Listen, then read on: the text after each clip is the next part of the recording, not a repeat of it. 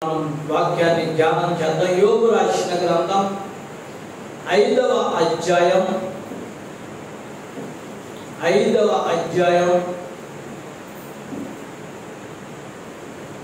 నేను చదువుతాను.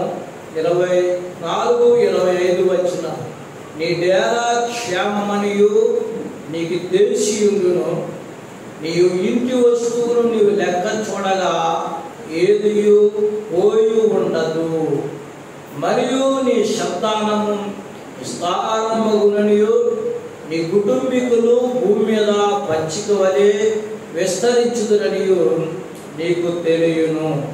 తిని ప్రార్థన చేసుకుందాం. తలలో వచ్చండి, పండ్లు మూసుకుందాం. ప్రేమ కలిగిన మా తండ్రి గారు మీకు వందనాలు. కుమారుడు మా రక్షకుడు జీవాధిపతి అయిన యేసుక్రీస్తు ప్రభు మీకు స్తోత్రాలు. పరిశుద్ధాత్మడ మీకు స్తుతులు చెల్లిస్తున్నాం తండ్రి. ఇలాగున్న ప్రభువా, నీ శాపకుడైనటువంటి నేను నిన్ను జ్ఞాపకం చేసుకుంటూ సంఘం ఎదురు నిలబట్టకు, సంఘము నీ వాక్యం వినడానికి సిద్ధపడుతుండగా ఈ వాక్యమున్న భాగ్యం మాకు అనుగ్రహించి మమ్మను బలపరిచి స్థిరపరిచి వాక్యము ద్వారా మమ్మను ఆయన ఆశీర్వదించుమని యేసు నామమున ప్రార్థించి అడుగుచున్నాము పరమ తండ్రి, ఆమేన్. సాటి లేని స్నేహితుడు, ప్రాణమిచ్చిన ప్రాణప్రియుడు భరతునా, ఆ ప్రభువును ఎడతునా నా యేసును. సాటి లేని స్నేహితుడు, ప్రాణమిచ్చిన ప్రాణప్రియుడు భరతునా, నా ప్రభువును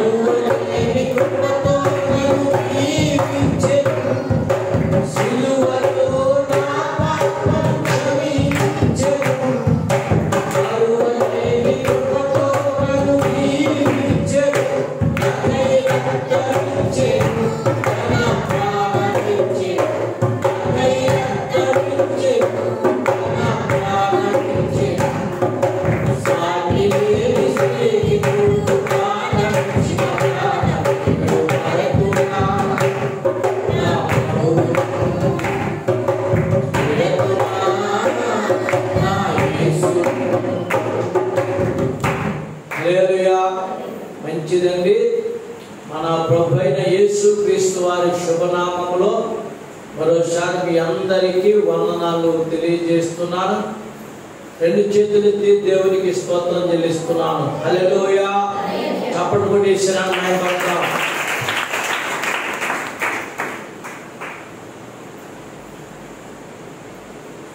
దేవుడు దేవుని వాక్యాన్ని మనం చూసినప్పుడు ఈరోజు పాఠం గుర్తుపెట్టుకోండి, అంశం క్షేమం. ఏం చెప్పండి? క్షేమం. చిన్నప్పుడు పోస్ట్ కార్డు ఒకటి ఉండేది, 15 పైసలు. ఇప్పుడు వాట్సాప్ అంటే తెలుసు తప్ప పోస్ట్ కార్డు అంటే ఏంటో తెలియదు. ఈ పోస్ట్ కార్డు మీద గమనించండి, పైన రాసి ఏమనంటే క్షేమము అనే, క్షేమం అనే. తర్వాత రాసిన వెంటనే ప్రియమైన తండ్రి గారికి తల్లి గారికి మీ కుమారుడు వ్రాయినది నేను మీ అందరి ప్రార్థన వలన క్షేమంగా ఉన్నానని మీకు తెలియజేయుచున్నాను అని చెప్పి, తర్వాత ముఖ్యాంశం ఏంటంటే నేను పరీక్షల్లో పాస్ అయ్యాను, ఇల్లు కట్టుకుంటున్నాను, పెళ్లి చేసుకుంటున్నాను, పిల్ల పెద్దదైందనో, లేకపోతే గమనించండి ఇంకా ఎక్స్ట్రా ఉంటే అవి తర్వాత రాసుకునేవారు. మొదట భయపడకుండా ఉండడానికి దేవుని వాక్యం ఇచ్చిన భాగ్యాన్ని పెద్దలు గమనించి ఆ పోస్ట్ కార్డు మీద మొదట ఏం పెట్టారంటే క్షేమం అని పెట్టారు. దేవునికి స్తోత్రం చెప్పండి. ఇప్పుడు యోబు గ్రంథకర్త అయినటువంటి దేవుడు మనతో ఈరోజు మనతో మాట్లాడుతున్నటువంటి భాగ్యం ఏంటంటే నీ డేరా క్షేమము, అంటే నీ గుడారము క్షేమము, నీ ఇల్లు క్షేమము, నీ ఇల్లంతా క్షేమంగా ఉండాలని నేను ఆశపడుతున్నాను. నీ కుటుంబం అంతా క్షేమంగా ఉండాలని నేను ఆశపడుతున్నాను. నీ బిడ్డలు అందరూ కూడా క్షేమంగా ఉండాలని నేను ఆశపడుతున్నాను. తల్లులు ఒక దిక్కున, తండ్రులు ఒక దిక్కున, మనములు ఒక దిక్కున ఉంటున్నప్పుడు గమనించండి, పరిస్థితులను బట్టి జీవనోపాధిని బట్టి గమనించండి, దేవుడు మన పరిస్థితులను బట్టి జీవనోపాధిని బట్టి కుటుంబ క్షేమాన్ని బట్టి దేవుడు ఏం చేస్తుంటే విడగొడుతూ ఉంటాడు. దేవునికి స్తోత్రం చెప్పండి. హల్లెలూయా. ఎందుకు విడగొడతాడండి దేవుడు? కుటుంబ క్షేమం వరకు బిడ్డను విడగొడతాడు. కలిసి ఉంటే రోజు దెబ్బలాడుకోవడం, తిట్టుకోవడం, కొట్టుకోవడం గమనించండి. ఇలా ఇక్కడ నాకు కల్లాపేసేవాడు అక్కడో, అక్కడ ముగ్గెట్టేవాడు అక్కడో గమనించండి, ఈ గీత దాటి వచ్చేవాడు అక్కడో, ఇలాగ గమనించండి. కొట్టుకోవడం, దించుకోవడం దేవునికి ఇష్టం కాదు కనుక ఏం చేస్తుంది, పరిస్థితులను బట్టి దూరంగా ఒకరినొకరు విడదీసి ఏం చేస్తుంటాడంటే క్షేమంగా ఉండేలా చేసుకుంటాడు. దేవునికి స్తోత్రం చెప్పండి. హల్లెలూయా.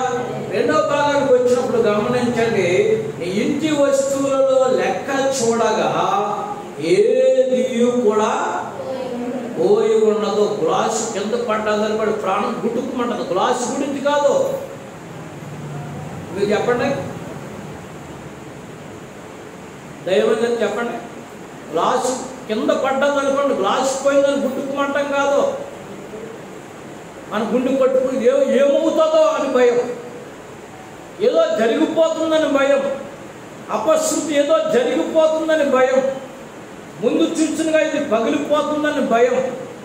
కానీ పరిశుద్ధాత్మ దేవుడు చెప్తున్నాడు, రెండు చేతులకి దేవుడి స్తోత్రం చెప్పండి. హల్లెలూయా. నీ ఇంటి వస్తువులలో నీవు లెక్క చూడగా ఏది కూడా అపశకును అనే మాట నీ ఇంటిలో ఉండదు. ఎంత ఆశ్చర్యకరమైన విషయం. హృదయంగా నవ్వండి, దేవునికి స్తోత్రం చెప్పండి. హల్లెలూయా, హల్లెలూయా. ఎంత దీవెనకరమైన మాటలు మనకు తెలియకుండా పరిశుద్ధాత్మ దేవుడు పరిశుద్ధ గ్రంథంలో రాయించు. నువ్వు క్షేమంగా ఉండాలని ఆశపడుతున్నా, నీ ఇల్లు క్షేమంగా ఉండాలని ఆశపడుతున్నాను, నీ బిడ్డలు క్షేమంగా ఉండాలని ఆశపడుతున్నాను, నీ మనవలు క్షేమంగా ఉండాలని ఆశపడుతున్నాను, నీ ఇంటిలో వస్తువులు కూడా చెప్పండి పాడవకుండా ఉండాలని నేను ఆశపడుతున్నాను. దేవునికి స్తోత్రం చెప్పండి. ఒకవేళ పాడవుతున్నాయంటే గుర్తుపెట్టుకోవద్దంటే జాగ్రత్త పడాలనే విషయాన్ని మీకు జ్ఞాపకం చేస్తుంది. ప్రతి వస్తువు కూడా పాడవుతుందంటే దాని విషయంలో నువ్వు ప్రార్థన చేయవలసి ఉంది. ప్రభువా, ఈ వస్తువు నా ఇంట్లో వచ్చింది, నీవు ఇచ్చావు, నీకు స్తోత్రం అని చెప్పలేదేమో కదా.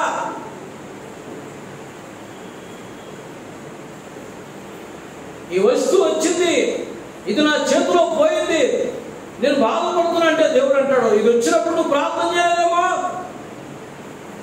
ఇచ్చినప్పుడు ప్రార్థన చేయలేమో, వాడినప్పుడు మరి దేవుడికి మహిమగా నువ్వు వాడలేదేమో, అజాగ్రత్తగా ఉన్నావేమో.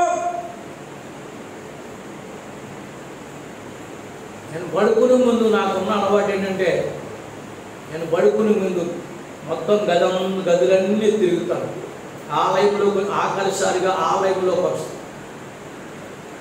నేను నమ్మండి, వంటగదిలో కూడా వెళ్తాం, ఆఫీస్ రూమ్లోకి వస్తాం. ప్రతి గదిలోకి వచ్చి ఎలా ఉందని చెప్పి నేను వెనకాల ముందు ఆలోచించి అన్నీ ఉంటే తర్వాత వచ్చి ఏం చేస్తుంటే ఆఖరిగా వెలుగు ఉండే పాస్తంగానే, లేకపోతే లిన్సీని చల్లాన్ని తీసుకుని ముగ్గురు కలిసి మందిరంలోకి వచ్చి ప్రార్థన చేస్తాం. ఎందుకు ఈ విషయాలు మీకు చెప్తున్నట్టు గమనించండి. కొన్నిసార్లు మనం ప్రేమతో కష్టపడి సంపాదించుకున్నటువంటి డబ్బుతో కొన్ని వస్తువులు కొంటాం. అవి సడన్గా ఏమైపోతుందో చెప్పండి, పాడైపోతుంటాయి. పాడైపోవడమే కాకుండా దానివల్ల ప్రమాదాలు కూడా వచ్చి పడుతుంటాయి.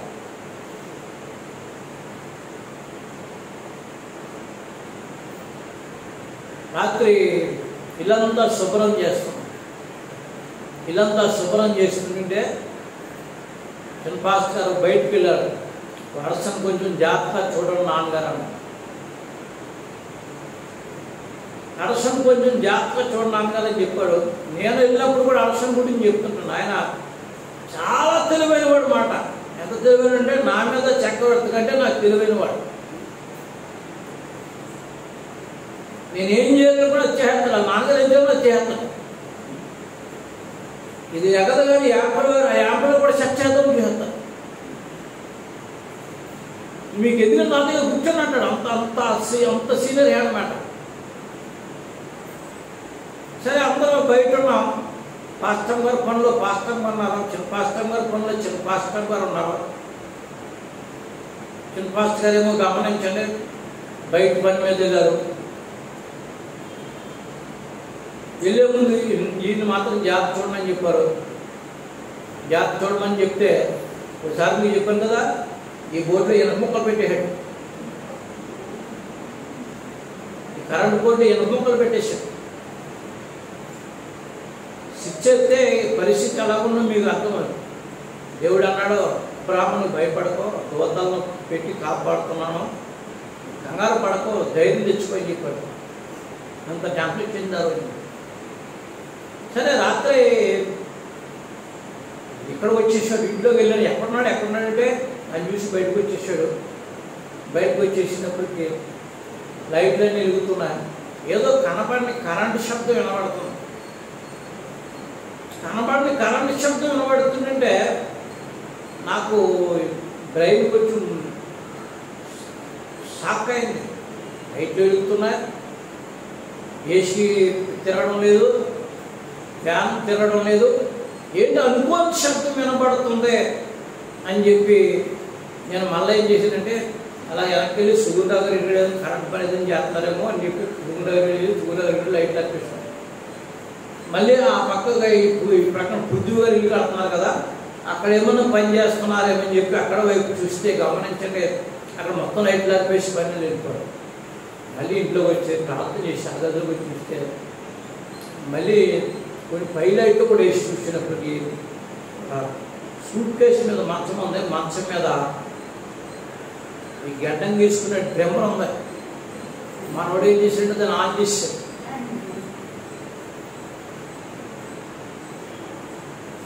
మనోడు దాన్ని ఆన్ చేసాడేమో, అది విపరీతమైన సౌండ్. నాకు అర్థమవుతలేదు సౌండ్. అది కనుక మనోడు చక్కగా మా నాన్నగారు గడ్డం గీసుకున్నాడని చెప్పి గడ్డం గీసుకున్నట్టు అయిందా? ఏం కనబడి చెప్పండి, అక్కడ గడ్డం కాదు రక్తం కనబడిపోతుంది.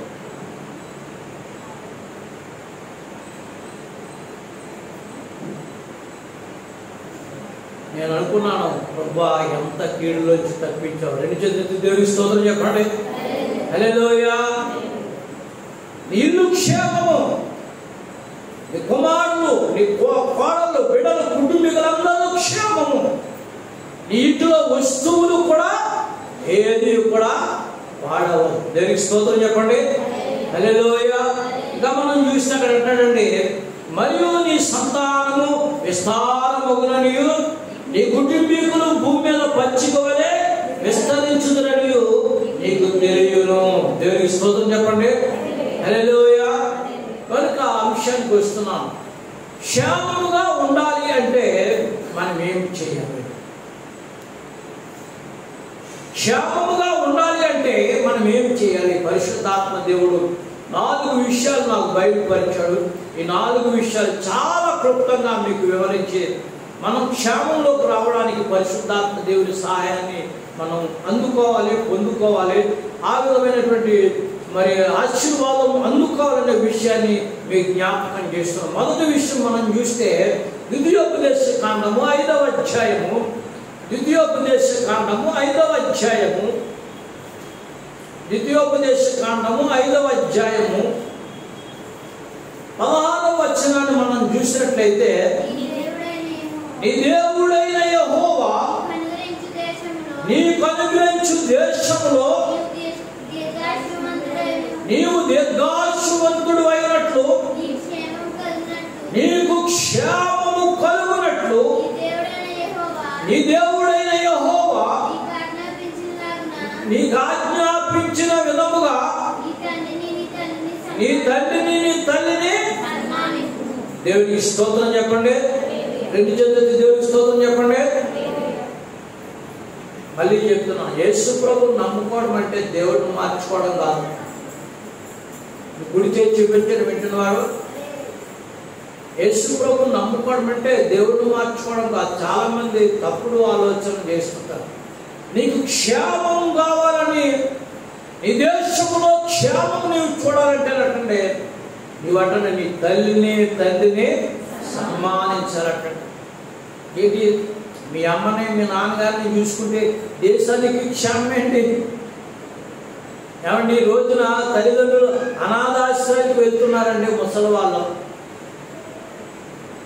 కోట్లకు సంపాదించిన ఆస్తి పరులు అనాథాశ్రయానికి వెళ్ళిపోతున్నారు. కారణం ఏంటంటే తల్లిదండ్రులు చూడటం లేదు. తల్లిదండ్రులు ఏటీఎం కార్డులో వాడుకుంటున్నారు. ఏటీఎం కార్డు ఎలా ఉంటుందంటే వెళ్ళడం, డబ్బు తీసుకోవడం, అంటే కష్టపడక్కలతో. మన నిర్మలమ్మ గారు వాళ్ళ అమ్మ గురించి కరోనా టైంలో ఇంచుమించుగా 10 రోజులు కాకినాడ హాస్పిటల్లో ఉన్నారు. కాకినాడ హాస్పిటల్లో పిల్లలు గమనించండి, వాళ్ళు వండుకోవడం తినడం మేము కళారా చూసాం. అయినా గమనించండి, నా పిల్లలు దేవుడు చూసుకుంటాడనేటువంటి విషయాన్ని బట్టి నేను ఆవిడ ప్రాణానికి తెగించి కోడలు ముందుకు రాకపోయినా తన తమ్ముడు తాను కలిసి అమ్మను తీసుకుని వెళ్ళి కాకినాడ హాస్పిటల్లో ఎక్కడున్నారమ్మా మీరంటే, హాస్పిటల్ ఎందుకంటే ప్రార్థన చేయండి, ఆయన ఆవిడంటే వచ్చేస్తాం మిమ్మల్ని ప్రార్థన చేయండి. ఎవరికి మేము చెప్పలేదు, మా అమ్మని మేము చూసుకుంటాం. 2 చేతులెత్తి దేవునికి స్తోత్రం చెప్పండి. ఎందుకు ఆవిడ పేరు నేను చెప్తానంటే గమనించండి, తల్లి పట్ల ఉన్న భారం. 2 చేతులెత్తి దేవునికి స్తోత్రం చెప్పండి. హల్లెలూయా. దేవుని వాక్యం చెప్తుంది, అలాగే ప్రతి వారు ప్రతి కుటుంబము తల్లిదండ్రులను చూసుకున్నట్లయితే దేశం క్షేమంగా ఉంటుందని దేవుడు చెప్తున్నాడు. నేనగా చెప్పాను. అలాగే ప్రతి వారు కూడా అంటే ఎవరు చూసుకోవాలంటే తల్లిదండ్రులను చూసుకుంటే దేశము క్షేమం ఉంటుంది. దేశంలో నీవు దీర్ఘాయుష్మంతుడు ఉన్నట్లు, ఈ దేశంలో క్షేమం ఉన్నట్లు ఈ తల్లిని తండ్రిని సన్మానింపు. దేవుని వాక్యం చెలవిస్తుంది. పరిశుద్ధాత్మ దేవుడు చెప్తున్నాడండి, అయ్యో రక్తాన్ని పాలగా మార్చిచ్చిన తల్లిని, కష్టాన్ని చెమటగా మార్చి రక్తాన్ని చెమటగా మార్చి ధనం పెట్టి చదివించిన తల్లిదండ్రులను, పెంచి పెద్దవాళ్ళని చేసి పెళ్లిళ్ళు చేసి పురులు పోసి బిడ్డల కొరకు ఆస్తులు సంపాదించిన తల్లిదండ్రులను నిర్లక్ష్యం చేస్తున్నామేమో కొన్నిసార్లు. కానీ దేవుని వాక్యం ఈరోజు నీకు చెప్పేది, నువ్వు క్షేమంగా ఉండాలంటే దేవుని స్తోత్రం చెప్పండి. మళ్ళా చెప్పండి, దేవుని స్తోత్రం చెప్పండి. నువ్వు క్షేమంగా ఉండాలంటే ఎవరు చెప్పాలంటే నీ తల్లిని తండ్రిని సన్మానించడం అంటే సాల్వా కప్పడమా, లేదా దండేయడమా, చనిపోయినప్పుడు సంహరించండి మేకపోతులను వేసేస్తారు. ఇలాగంటే కొంతమంది కోపం వచ్చేస్తున్నారు. చనిపోయినప్పుడు అండి మేకపోతులను వేసేస్తారండి. బతుకుండగా మాత్రం ముద్దెడతాకు మాత్రం ఎవడు ఇష్టపడ్డావు? నేను అంటే ఒరే ముద్దెడతాకి ఇష్టపడతారు, ముద్దెడతాకి ఇష్టపడరు. మా అమ్మ మంచిది పక్క కూర్చొని ఎన్నుకోకూడని చెప్తారు. ఏడు సుఖం? ఏడు సుఖం అండి? మా నాన్న మంచివాడని చాలా మంది సుఖం కబుర్లు చెప్తారు. గమనించాలి, ఆ కబుర్లు కాదు దేవుడు చెప్పేది. ముద్దు కాదు, ముద్దు పెట్టాలని దేవుడు చెప్తున్నాడు. పరిశుద్ధాత్మ దేవుడు చెప్తున్నాడండి. దేవుని వాక్యం చెప్తుంది, గమనించండి. నీ తల్లిదండ్రులు నువ్వు క్షేమంగా చూడాలి, ముదిమి వచ్చే వరకు నువ్వు చూడాలి. వారంటే ఇంట్లో ఉండడం నీకు ఒక ఆశీర్వాదం అని చెప్తున్నారు. కొంతమంది దగ్గరికి వచ్చేటప్పటికి తల్లిదండ్రులు అయితే చూస్తారు, అత్తమామని చూసేటప్పటికి కొంచెం కష్టం అవుతుంది. నిజమే, గమనించండి. దేవుని వాక్యం చెప్తుంది, అత్తమామ దగ్గరికి వచ్చేటప్పుడు కొంచెం కష్టం అవుతుంది. కానీ ప్రేమ కలిగి నడుచుకోవడం ద్వారా దేవుడు మన కృపనిస్తాడు. మనం ప్రేమించడం ద్వారా బైబిల్ చెప్తుంది. యెషయా గ్రంథం చూసినట్లయితే, యెషయా గ్రంథం చూడండి 58వ అధ్యాయం చూసినట్లయితే, యెషయా గ్రంథము 58వ అధ్యాయము 7వ వచనం చదవండి. నీ ఆహారము ఆకలి కొనిన వారికి పెట్టుటయు, నీ రక్త సంబంధికి ముఖము తిప్పకుండా ఉండుటయు, దిక్కుమాలిన భేదలను నీ ఇంట చేర్చుకొనుటయు, వస్త్రహీనుడు నీకు కనబడినప్పుడు వానికి వస్త్రములు ఇచ్చుటయు, ఇది కదా నాకు ఇష్టమైన. దేవునికి స్తోత్రం చెప్పండి. అని గమనించండి, రక్త సంబంధుల పట్ల మనం అంటే కొంచెం ఔదార్యం చూపుతూ ఉండాలి. కొంచెం ఔదార్యం. యేషేపు ఎనలేని కీడు చేశారు. కొట్టడము, కాళ్ళతో తన్నడము, గోతులో వేయడము, బయటకు తాడు వేసి తీయడము, దౌర్భాగ్యంగా అమ్మేయడము. మరలా గమనించండి, యేషేపు దగ్గరకు వచ్చి సాగిలి పడినప్పుడు వాళ్ళ ప్రేమతో లేపి వాళ్ళతో కలిసి భోజనం చేసి, నీ తండ్రి మా తండ్రి అయినటువంటి యాకోబు బతికి ఉన్నాడా, ఆయనకు నేను బట్టలు ఇస్తాను, భోజనం సిద్ధపరుస్తాను, బండు సిద్ధపరుస్తాను, వెళ్ళి నాతో కూడా ఉండడానికి ఆయన మన ఇంటికి తోడుకురండి. 2 చేతులతో దేవుని స్తోత్రం చెప్పండి. తల్లిదండ్రులను సన్మానించడం అంటే అదే. ఆ కొంతమంది తల్లిదండ్రులను చెప్పుకోవడానికి సిగ్గుపడుతుంటారు. ఈయన మా తండ్రి, ఈయన మా తల్లి అని చెప్పుకోవడానికి సిగ్గుపడుతుంటారు. మన ఈ మధ్య గమనించండి, సాక్షి పేపర్లో నేను చూశాను. సాక్షి పేపర్లో చూశాను, వాస్తవంగా నాకు చూపించింది ఏంటంటే, కూరగాయలు అమ్ముకునే ఆవిడే, రోడ్డు మీద కూరగాయలు అమ్ముకునే ఆవిడే వాళ్ళ కూతురు అంటే సాఫ్ట్వేర్ ఇంజనీర్ అయింది. చెప్పు, సాఫ్ట్వేర్ ఇంజనీర్ అయింది.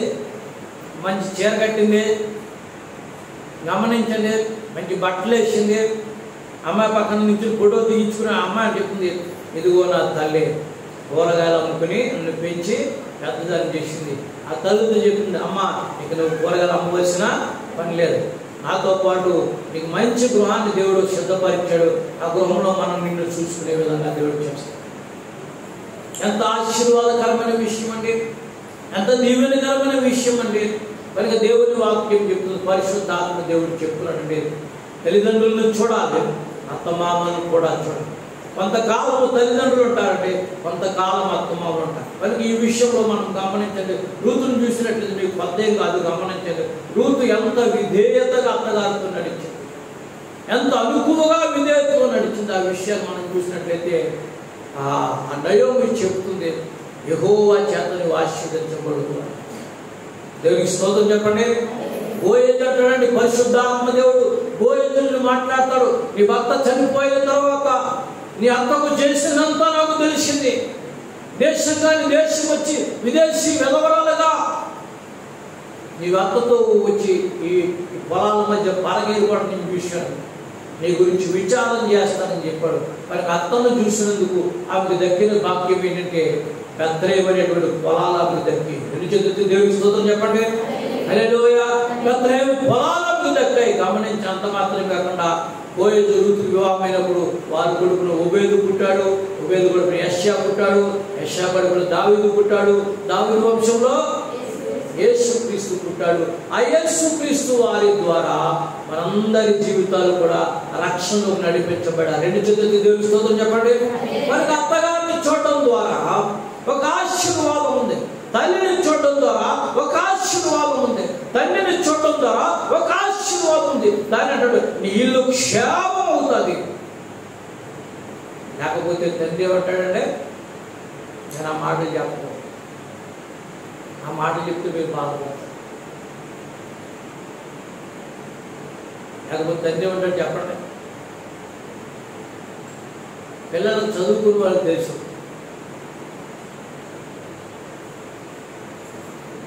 పిల్లలు చదువుకున్న వాళ్ళు తెలిసిన ఒక పాట ఉంది, పద్యం.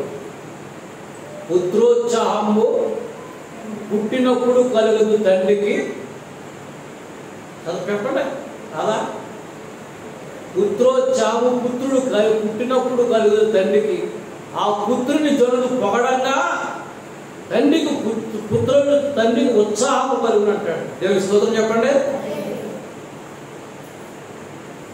పిల్లలు పుట్టినప్పుడు అంటే తండ్రికి సంతోషంగా, ఆ పిల్లలు తండ్రిని చూసినప్పుడు జనులు పొగిడినప్పుడు అప్పుడు సంతోషపడతారు. కనుక దేవుని బిడ్డలమైనటువంటి మన జీవితాల్లో గమనించండి, నీ తల్లిని తండ్రిని చూసుకోవడం ద్వారా దేశంలో నీకు క్షేమం కలుగుతుంది. రెండవ మెట్టు ఏంటంటే నీకు దీర్ఘాయుషు కలుగుతుంది. కనుక నీ ఇల్లు క్షేమంగా ఉంటుంది, ఒక జనరేషన్ వస్తుంటుంది. మా నాన్న మా తాతయ్యని చూశాడని గమనించండి. ఆ మనవడు ఏం చేస్తాడు చెప్పండి, చెప్పండి, తండ్రిని చూస్తాడు. మా నాన్న మా తాతయ్యని చూశాడు కనుక మా నాన్నగారిని నేను చూసుకోవాలని ఆలోచన వస్తుంటాను. కనుక దేవుని బిడ్డగా మీకు ప్రేమతో చెప్తున్నాను, పరిశుద్ధాత్మ దేవుడు చెప్తున్నాడు, నేను నీ గుడారము క్షేమపగను, నీళ్ళు క్షేమపగను, నీ బిడ్డలు క్షేమపగను, నీటి వాళ్ళందరూ క్షేమపగనని దేవుని వాక్యం చెప్పు. కనుక దేవుని బిడ్డగా మన వాక్యం చెప్పేది ఏంటంటే నీ తల్లిని తండ్రిని సన్మానించుము, ప్రేమతో మాట్లాడడం ఒక భాగ్యం. నాన్నగారి పక్కన కూర్చుని నాన్నగారు ఎలా ఏముంది మీకు, ఏం కావాలి, అమ్మ ఏం కావాలి మీకు అని అడగడము ఎంతో సంతోషం అండి. అంటే ఏముంది బాబు, నీ కొరకు అంతా సంపాదించాను, కొంచెం నీ కొరకే అంతా సంపాదించాను, నేను పెంచాను, పెద్ద చేసింది, ఇదిగో నీ మీద భారం పడకుండా ఎంత నేను జాగ్రత్త చేసుకున్నాను. దేవుని స్తోత్రం చెప్పండి. ఏమంటుందని తల్లి చెప్పండి, నీ మీద భారం పడకుండా ఎంత నేను జాగ్రత్త చేసుకున్నాను, అది కూడా నీకు ఇస్తున్నాను. రెండు చేతులు దేవుని స్తోత్రం చెప్పండి. హల్లెలూయా. ప్రేమతో మాట్లాడితే గమనించండి, దాచి ఉంచిన మేలులు, చిత్తపరిచిన మేలులు కనులారా చూస్తాం, అనుభవిస్తామనే విషయాన్ని మీకు జ్ఞాపకం చేస్తాం. మళ్ళీ చెప్తాను గమనించండి. ఆ ప్రేమతో తల్లిదండ్రులు కూర్చొని మాట్లాడండి. మాట్లాడితే వాళ్ళు ఏం చెప్తారు చెప్పండి, మళ్ళీ చెప్పండి, ఏం చెప్తారు చెప్పండి. సంపాదించినంత కష్టపడి సంపాదించినంత నీ కొరకు సంపాదించాను, నేను పెంచాను, పెద్ద చేశాను, పెళ్లి చేశాను, నీ మీద భారం పడకూడదని కొంత నేను దాచుకున్నాను, దాచుకున్నది కూడా ఇప్పుడు నీ చేతుల్లో పెడుతున్నాను. దేవుని స్తోత్రం చెప్పండి. హల్లెలూయా.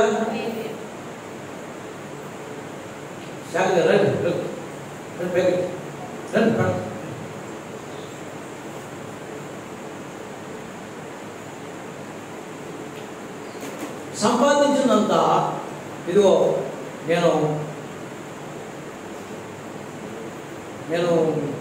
నీ చేతుల్లో పెడతాను. కనుక నీవు ఇది జాగ్రత్తగా ఉపయోగించుకుని జరగవలసిన కార్యక్రమాలు ఉన్నాయి కదా, జరిగించు. నీ మీద భారం పడకూడదని నేను దాచుకున్నాను తప్ప ఇది వేరే వాళ్ళకి ఉద్దేశం కాదని చెప్పి తల్లిదండ్రులు చెబుతూ ఉంటారు. కనుక దేవుని బిడ్డగా గుర్తుపెట్టుకోండి, మన గుడారము క్షేమంగా ఉండాలంటే రెండు చేతులు దేవుని స్తోత్రం చెప్పండి. మన గుడారము క్షేమంగా ఉండాలంటే, మన ఇల్లు క్షేమంగా ఉండాలంటే మనం చేయవలసిన మొట్టమొదటి పని ఏంటంటే దేశంలో నీకు క్షేమం కలిగినట్లు, దేశంలో క్షేమం కలిగినట్లు. ద్వితీయోపదేశ కాండం 5వ అధ్యాయం 16వ వచనం, దేశంలో క్షేమం కలిగినట్లు నీ తల్లిని తండ్రిని సన్మానించుము. అంటే దేవుని బిడ్డగా మనము రెండవ మెట్టుకు మనం వద్దాం. మనం క్షేమంగా ఉండాలంటే దేవుడు చెప్పే రెండవ మాట 122వ కీర్తన 122వ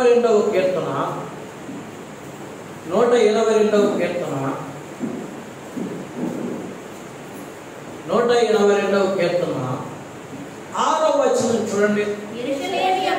యెరూషలేము యొక్క క్షేమము కొరకు ప్రార్థన చేయుడి. రెండు జగత్తు దేవుని స్తోత్రం చెప్పండి. మొదట మనం క్షేమంగా ఉండాలంటే గుర్తు చేసుకోండి, దేశంలో క్షేమంగా ఉండాలంటే నీ తల్లిని తండ్రిని సన్మానించాలని చెప్పాడు. రెండవదిగా మనం క్షేమంగా ఉండాలంటే అంటే యెరూషలేము క్షేమం కొరకు ప్రార్థన చేయమని చెప్తాడు. యెరూషలేము క్షేమం కొరకు ప్రార్థన చేయమన్నారు.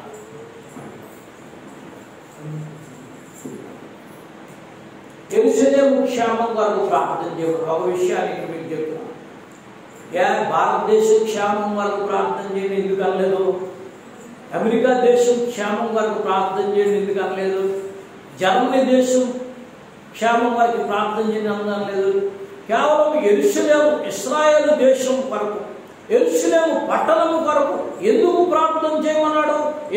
అలా ప్రార్థన చేస్తే ఆ పట్టణం కొరకు మీకు క్షేమం దొరుకుతుంది ఎందుకు అన్నాడని మనం ఆలోచన చేస్తే గమనించండి.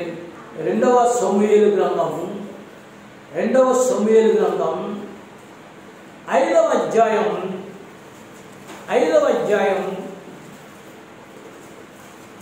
4వ వచనాన్ని మనం 9వ వచనాన్ని మనం ధ్యానం చేస్తే జాగ్రత్తగా అక్కడ ఉంది. గట్టిగా దాన్ని చదవండి. దావీదు వినండి. దావీదు గమనించండి. దావీదు రాజైన తర్వాత యెబూషీల ప్రాంతం అని ఒక భయంకరమైనటువంటి గొడవతో కూడిన ప్రాంతం ఉంది. యెబూషీల ప్రాంతం అని ఒక భయంకరమైన గొడవతో కూడిన ప్రాంతం ఉంది. ఆ ప్రాంతాన్ని దావీదు జయించాలని సైన్యముతో అనుకుంటున్నాడు.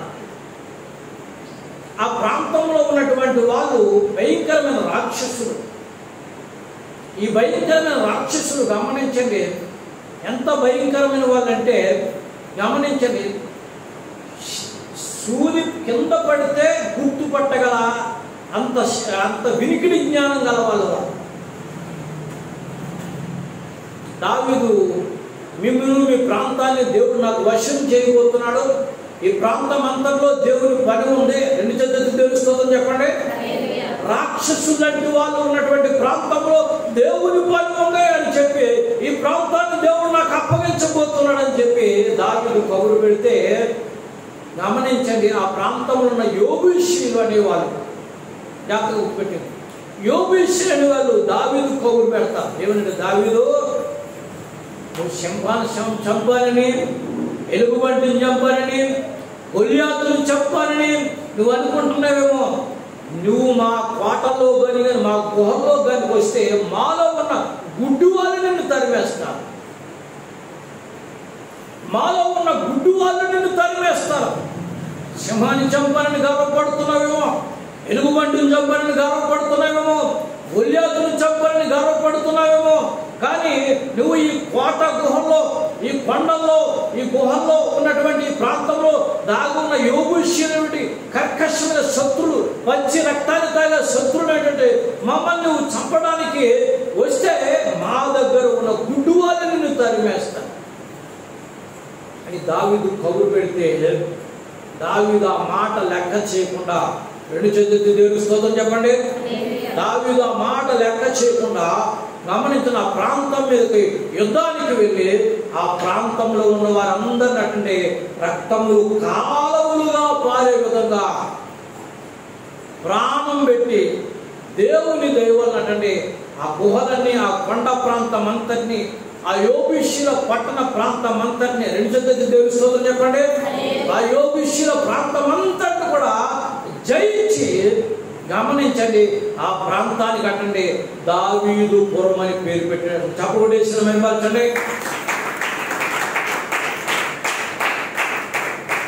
ఆ ప్రాంతానికి గమనించండి దావీదు పురం అని పేరు పెట్టాడు. తర్వాత రాను ఏమైందంటే ఆ యోబీషీల దేశం పేరు యెరూషలేముగా మార్చబడ్డది. హల్లెలూయా. ఒకసారి సందర్భం వచ్చినప్పుడు హిజ్కియా కాలం వచ్చినప్పుడు, హిజ్కియా రాజు అయినప్పుడు, దావీదు కాలం ముగిసిపోయిన తర్వాత హిజ్కియా కాలం వచ్చినప్పుడు సన్హెరీబు అనేటువంటి అన్యరాజు గమనించండి ఆ యెరూషలేము పట్టణం మీదకి వచ్చి యెరూషలేము పట్టణం ప్రజలందరినీ పాడు చేయడానికి, యెరూషలేము ప్రజలకు ఆహారం అందకుండా, నీళ్ళు అందకుండా గమనించండి వాళ్ళకి ఉక్కురు బిక్కురు ఆడేలా చేసినటువంటి పరిస్థితులు వచ్చినప్పుడు ఏంటంటే యెరూషలేములో ఉన్నటువంటి హిజ్కియా కన్నీళ్లు విడిచి ప్రార్థన చేసి యెహోవా మందిరంలో గమనించండి మరణపడితే అప్పుడు యెహోవా దేవుడైనటువంటి గమనించండి మన దేవుడైన యెహోవా ఏమని సెలవిస్తానంటే యెషయా గ్రంథం 37 అధ్యాయము, యెషయా గ్రంథము 37 అధ్యాయము, యెషయా గ్రంథము 37 అధ్యాయము 35వ వచనం చదవండి. నా నిమిత్తమును నా సేవకుడైన దావీదు నిమిత్తమును నేను ఈ పట్టణమును కాపాడి రక్షించుదును. దేవుని స్తోత్రం చెప్పండి. దేవుడైనటువంటి యెహోవా తన నిమిత్తము, తన సేవకుడైన దావీదు నిమిత్తము ఈ పట్టణాన్ని కాపాడుతున్నాడు. ఎందుకు ఆ పట్టణాన్ని కాపాడుతున్నాడు? ఎందుకు గమనించండి. దావీదును బట్టి కాపాడుతుంటే దావీదు తన ప్రాణము పెట్టి యోబీషీయులను జయించి ఆ పట్టణంలో యెరూషలేములో గమనించండి దేవుని కొరకు ఒక ఉన్నతమైన ప్రణాళికతో దేవాలయాన్ని కట్టాలని ఆయన సంకల్పం చేశాడు. ప్రపంచ దేశాలకు ఆశీర్వాదకరమైనటువంటి పట్టణంగా ప్రార్థనా మందిరం అక్కడ కట్టబడ్డది. సొలొమోను కాలంలో గమనించండి ప్రపంచ దేశాలు క్షేమం కొరకు ఆ పట్టణంలో ప్రార్థనలు జరుగుతాయి. ఆ ప్రార్థనలు ప్రపంచమంతటికి ఆశీర్వాదకరంగా ఉంటాయి. ఆ పట్టణం కొరకు ప్రార్థన చేస్తే మనకు కూడా ఇప్పుడు చెప్పండి క్షేమం కలుగుతుంది. చప్పట్లు కొట్టేసేమని కదా. కనుక అన్నాడండి యెరూషలేము క్షేమం కొరకు మీరు ప్రార్థన చేయండి. అయ్యో దేవుడు కోరుకున్న పట్టణాన్ని దేవుని సేవకుడు దావీదు ప్రాణం పెట్టి ఆ పట్టణాన్ని సంపాదించుకున్నాడు. ఆ పట్టణాన్ని సంపాదించుకుని సొలొమోను కాలంలో దేవుని ఆలయం కట్టారు. ఆలయంలో దేవుని ప్రార్థనలు జరుగుతూ ఉన్నాయి. గమనించండి ఆ పట్టణ క్షేమం, దేశ ఆ ప్రపంచ క్షేమం అవుతుంది. ఆ పట్టణం కొరకు మీరు ప్రార్థన చేయండి అని చెప్తూ గమనించండి ఆ కీర్తన 122 కీర్తన ఇంకా మనం వస్తే యెరూషలేము క్షేమం కొరకు ప్రార్థన చేయండి. యెరూషలేమా నిన్ను ప్రేమించువారు వర్ధిల్లుదురు, నీ ప్రాకారములలో నెమ్మది కలుగును గాక, నీ నగరులలో క్షేమముండును గాక. రెండు చేతులతో దేవుని స్తోత్రం చెప్పండి. అంటే యెరూషలేము కొరకు ప్రార్థన చేయడం ద్వారా మనకు క్షేమం కలుగుతుంది. ఇప్పుడు సందర్భానికి వస్తున్నాను.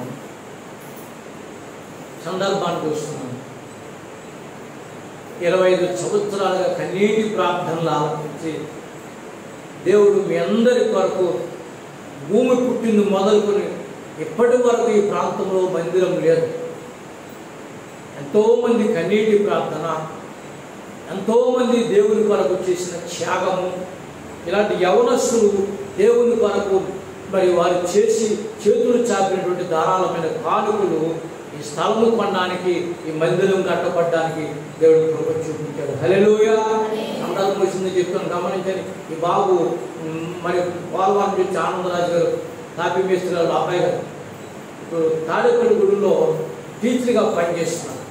టీచర్గా పనిచేయకముందు గమనించండి ఆయన ఒక రోజున ఈ ఆలయం తీసి ఈ ఆలయం కట్టే కనెక్షన్స్లో ఉన్నప్పుడు ఏం చేసింది గమనించండి 14,000 రూపాయలు పట్టుకొచ్చి 14,000 రూపాయలు పట్టుకొచ్చి గమనించండి పాస్టర్ గారికి ఎప్పుడో మా అక్కగారికి మందిరం కడతామని చెప్పారంట. మీరు ఆ మాటలు గుర్తుండి నేను మీరు ఇచ్చిన పుస్తకం పట్టుకుని ఇదిగో 14,000 పోగేసి పట్టుకొచ్చి ఇచ్చేయండి, ఈ మందిరం వరకు తీసుకోండి. ఇలాంటి వారు ఎందరో ఉన్నారండి. ఎందరో త్యాగఫలం. దేవునికి స్తోత్రం చెప్పండి. హల్లెలూయా. ఉదాహరణకి తరంజీవితం గారు నాన్నగారు ఉన్నారండి. ఎక్కడో కొమరాజు లంకలో రిక్ష బయలుదేరి ఆయన రిక్షా మీద గమనించండి ఆ సభలకు సంబంధించిన సామాగ్రి అంతా వేసుకుని ఇక్కడ పట్టుకొస్తే ఆయనకి నేను 15 రూపాయలు ఇచ్చేవాడు. అంత చూస్తే కొమరాజు లంక నుంచి రిక్షా వేసుకుని లోడు మొత్తం రిక్షా మీద కుర్చీలు బల్లలు గిన్నెలు చెము ఇవన్నీ కూడా వేసుకుని వస్తే సభలకే అవన్నీ వేసుకుని వచ్చి 15 రూపాయలు ఇచ్చేవాడు. 15 రూపాయలు ఇచ్చిన తర్వాత ప్రార్థన చేయించుకుని ఆయన చేసినట్టే 200 మనకి ఇచ్చేవాడు. 2 చేతులు దేవుని స్తోత్రం చెప్పండి. 15 రూపాయలు ఎక్కడ, 200 ఎక్కడండి? నేను ఆశించి కాదు, ఎందరో ఇక్కడ కన్నీటి ప్రార్థన చేసి ఎంత ఆలయాన్ని దేవుడు కట్టడానికి దేవుడు ఎందుకు ఈ విషయాలు చెప్తున్నట్టు గమనించండి. దావీదు ఎంత కష్టపడ్డాడో పరిశుద్ధ గ్రంథంలో రాయబడ్డది. ప్రాణం పెట్టి యోబుషులు రాక్షసులున్నటువంటి ప్రాంతాన్ని స్వాధీనం చేసుకుని ఆ మొరియా ప్రాంతాన్ని ఆ మొరియా దేశంలో గమనించండి, ఆ ప్రాంతంలో గమనించండి, దేవుని ఆలయం కట్టడానికి అంత ప్రణాళిక వేసుకుని కట్టాడు. దేవుడు గమనించండి మమ్మల్ని షావుకు పంపించి ఈ ప్రాంతంలో స్థలం కొని ఈ మందిరం కట్టించి గమనించండి ఈ విధంగా దేవుడు సిద్ధపరిచాడు. 2 చేతులు దేవుని స్తోత్రం చెప్పండి. ఇది క్షేమముగా ఉండుట కొరకు మనం ఏం చేయాలి? 2 చేతులు దేవుని స్తోత్రం చెప్పండి. నేను క్షేమంగా ఉండాలని ప్రార్థన చేస్తున్నారు. ఇప్పుడు చెప్తున్న అంశం గుర్తుపెట్టి ఇది కూడా ఏమన్నా ఎలా ఉండాలంటే ఈ ప్రార్థనా మందిరము క్షేమంగా ఉండుట కొరకు ఏం చేయాలంటే ప్రార్థన చేయాలి. అందుకనే నా దిన ప్రార్థన ఏం చేస్తుంది తెలుసండి, ప్రభువా ఈ మందిరం ఎప్పుడు నువ్వు కాపాడుతుంది, ఇక్కడ ఆరాధన ఎప్పుడూ జరుగుతుండాలి. సాల్మన్ భాష తెలుసు, ప్రభువా ఇక్కడ ఆరాధన ఈ పరిచర్య మీద నీకు కరుదృష్టి ఉంచుతాడు. ఈ మందిరమును కాపాడు, ఈ పరిచర్యను కాపాడు, ఇక్కడ ఆరాధన జరుగుతుండాలి.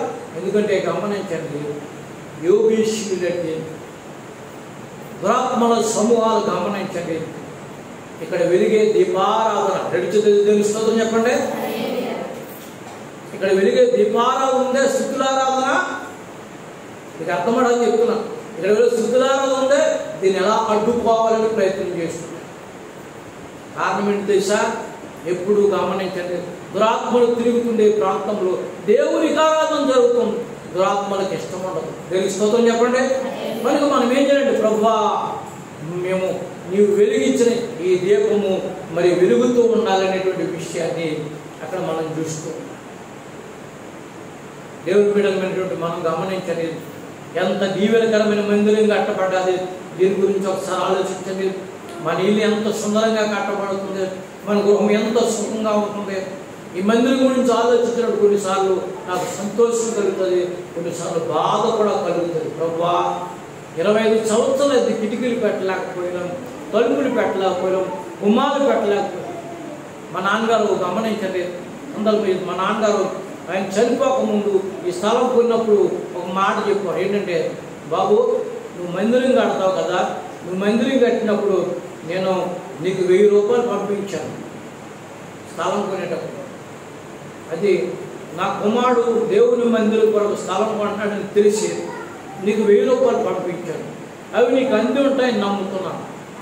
సరేనండి. మరి నాకు ఏమి వలన ఆశపడుతున్నారు మీరంటే మందిరం వరకు అంటే, ఇదిగో నేను కొన్న సేరులో ఒక వేప చెట్టు ఉంది అంటున్నారా, వేప చెట్టు ఉంది. ఆ వేప చెట్టు దేవుని మందిరకు గుమ్మం వరకు దీన్ని ఉపయోగించుకో. మీ అన్నలందరితో నీ మాట చెప్తాను, మీ తమ్ముడితో ఈ మాట చెప్తాను, దాన్ని గుమ్మం వరకు నువ్వు ఉపయోగించుకొని చెప్పినప్పుడు గమనించండి మా నాన్నగారు చనిపోయారు, మందిరం పని ప్రారంభమైంది, పునాది వేషం స్తంభాలు వేస్తున్నాయి. మా అన్నదమ్ములతో కలిసి ఏం చేసిందంటే నాన్నగారు చెప్పారు మీకు గుర్తుందంటే, మా నాన్నగారు చెప్పారు మాకు గుర్తుంది, వేప చెట్టుతో కొట్టుకోండి అన్నారు. ఒక మేస్త్రిని తీసుకెళ్ళి నేనైతే ఇష్టమైన ముఖముఖ కింద నరికేసేసి కొట్టేస్తాను. నీకు ఒక మేస్త్రిని తీసుకెళ్ళి ఏమన్నా మేస్త్రి గారు దీని సైజులు ఒక పెద్ద మందిరానికి కావాల్సిన గుమ్మానికి మీరు పోయించండి అని చెప్పి ఏం చేసిందంటే దీన్ని ఎలా నరకాలి, ఏ సైజుల్లో నరకాలి, ఎలా నరకాలి అని చెప్పినప్పుడు మేము మందిరంలో ఆ మేస్త్రి ఏంటంటే ఈ సైజులో నరికితే ఈ సైజులో నరికితే బాగుంటుందని చెప్పి అక్కడ నరికించి ఒక సంవత్సరం దాన్ని ఎండించి బోధులో వేసి ఈ మందిరం శ్రాపేసేదానికి దాన్ని తెచ్చి గమనించండి, లారీ మీద కృషి తాట్ల మీద వేసుకుని కర్రల మీద పట్టుకెళ్ళి కర్రల మీద ఏదో చెప్పి మాట్లాడి గమనించండి, ఈ గుమ్మానికి సరిపడేటువంటి గుమ్మాన్ని నేను నా తండ్రి ఇచ్చిన కలపతో ఈ గుమ్మానికి మందిర గుమ్మానికి గుమ్మం పెట్టాలని నేను ఆలోచన చేసి గమనించండి, మేస్త్రికి చెప్పి సామిల్ అయినటువంటి పాల్సన్ గారితో పనిచేసే ఆ పని వారికి చెప్పి ఏం చేశానంటే, నేను బయటకు అలా వెళ్ళాను ఫోన్ వస్తే, ఈ లోపల మేస్త్రి పోయించాడు. ఎంతో కాదు, ఒక్క నిమిషం అంటే పనిలో ఉన్న అజాగ్రత్త ఇప్పుడు నేను బాధపడదు, ఒక్క నిమిషం పోలీసు అలా బయటకు వెళ్ళాను. ఈ లోపల ఏం చేయాలంటే మేస్త్రి చేయండి పోయించేసాడు. పోయించేసిన తర్వాత ఇదిగోనండి గుమ్మాల కమ్ములు అన్నాడు. ఆ గుమ్మాల కమ్ములు చూసినప్పటికీ నా కళ్ళంట నీరు వచ్చేస్తుంది. ఏమంటే మా నాన్నగారు చనిపోతూ మందిరానికి గుమ్మం పెట్టమని మా అన్న తమ్ములతో కూర్చోబెట్టి చెప్పారు. ఆయన కల్పన నాకు ఇచ్చారు. నేను పోయించమని చెప్తే మీరు ఇదేంటండి, ఇంటి గుమ్మం కంటే ఎక్కువ మందిర గుమ్మం కంటే తక్కువగా మీరు గుమ్మాన్ని పోయించారు, ఇది నా మందిరానికి ఏం సరిపోదు చెప్పండి అని చెప్తే ఆయన అన్నాడు, అంత పెద్ద మందిరం కట్టామంటాయి నువ్వు? నేను అన్నాను, నేను కట్టనండి, దేవుడు కడతాడండి, నేను నమ్మండి. ఇప్పటికీ ఆ గుమ్మానికి ఎక్కువ మందిరానికి తక్కువ ఆ కమ్ములు మందిరం పైన అలాగే ఉన్నాయి. నా తండ్రి మీద ఉన్న ప్రేమ చెప్పు నా గుమ్మం పెట్టాలనిపిస్తుంది, కానీ ఆ గుమ్మము కమ్ములు దేవుని మందిరానికి చెప్పండి సరిపో. చాలా బాధపడుతుంటాను. ప్రియమైన సంగమా, దేవుని వాక్యం చెప్తుంది, మనం ఉండే ఇల్లు ఎంత సుందరంగా అందంగా ఉంటుందో అంతకంటే ఎక్కువగా మందిరము ఉండాలి. దేవుని స్తోత్రం చెప్పండి. అప్పుడు మనము దేవుని ప్రేమించినట్టుగా దేవుని మందిరాన్ని ప్రేమించినట్టు వారుగా మనం ఉంటామనే విషయాన్ని మీకు జ్ఞాపకం చేస్తుంది. అంటానండి, నువ్వు దేవుని మందిరాన్ని ప్రేమిస్తే, యెరూషలేముని ప్రేమిస్తే గమనించండి, నువ్వు వర్ధిల్లుతావు. నీ నగరంలో ఏముంటుందంటే క్షేమం ఉంటుంది. హల్లెలూయా. ఇంకా చూడండి, ప్రార్థన చేయండి. దేవుని చిత్తమైతే క్రిస్మస్ నాటికల్లా ఈ గుమ్మం పెట్టబడాలి, ఈ కిటికీలు పెట్టబడాలి. రెండు చేతులు దేవుని స్తోత్రం చెప్పండి.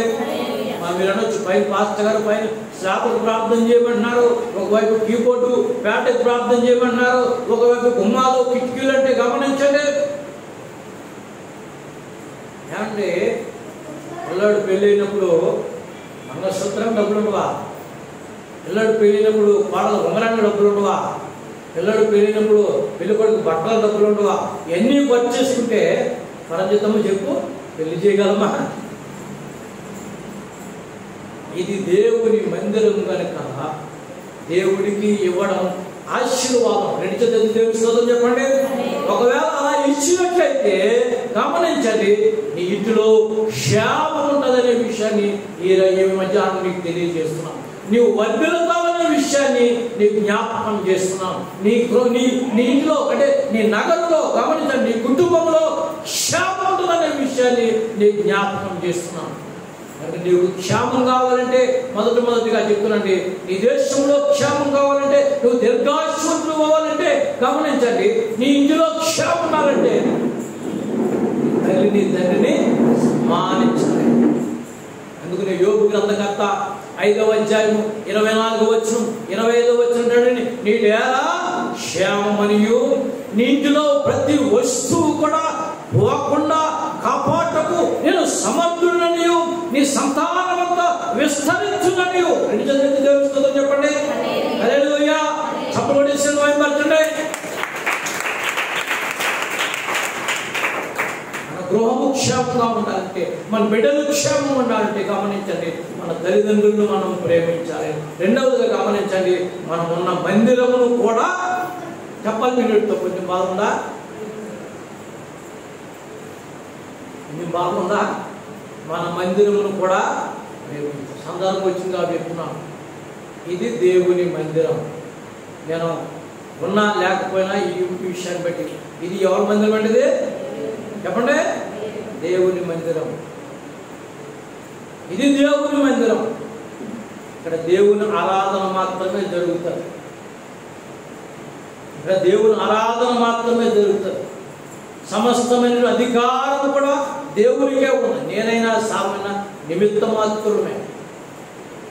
అందరూ కూడా నిమిత్త మాత్రమే. ఎవరికి ఒక్కడే, దేవునికి ఒక్కడు. ఈ దేవుని మందిరం మనందరం కలిసి మనం కాపాడుకోవాల్సిన బాధ్యత ఉందనే విషయాన్ని మీకు జ్ఞాపకం. ప్రతి రూపాయి మీద ఉంది, ప్రతి కష్టము ప్రతి కన్నీరు మీద ఉంది. 25 సంవత్సరాలుగా ఈ ప్రాంతంలో మేము వచ్చిన ప్రతి రూపాయిని కూడా దేవుని కలిగిస్తూ వచ్చాం. దేవుని పని కొరకు కూడా ఖర్చు పెట్టి వచ్చాం. స్వార్థ సభలకి గమనించండి. చాలాసార్లు మీకు చెప్పారు, బంగారం కొనలేదు, బట్ట కొనలేదు, బండి కొనలేదు, భూమి కొనలేదు. దేవుని స్తోత్రం చెప్పండి. ప్రతి రూపాయి కూడా దేవుని కొనకని చెప్పడానికి సంతోషం. కనుక మనం గుర్తుపెట్టుకుంది ఏంటంటే, మొదటిగా మనకు క్షేమం ఉండాలంటే తల్లిదండ్రులను సన్మానించాలి. రెండవది మనం చూసినట్లయితే మనము దేవుని మందిరాన్ని ప్రేమించవలసిన వారమై ఉన్నాం. దేవుని మందిరాన్ని ప్రేమించవలసిన వారమై ఉన్నాం. ఆ మందిరాన్ని ప్రేమించడం ద్వారా మనకు క్షేమం వస్తుంది, మనకు నెమ్మది వస్తుంది, మనకు సమాధానం వస్తుంది. మన ఇంట్లో ఏ వస్తువు కూడా పోకుండా ఉంటుందనే విషయాన్ని నేను కాదు, యోగు గ్రంథకర్త చెప్పిన విషయాన్ని మీకు జ్ఞాపకం చేస్తున్నాను. మూడవదిగా మనం చూసినట్లయితే గమనించండి.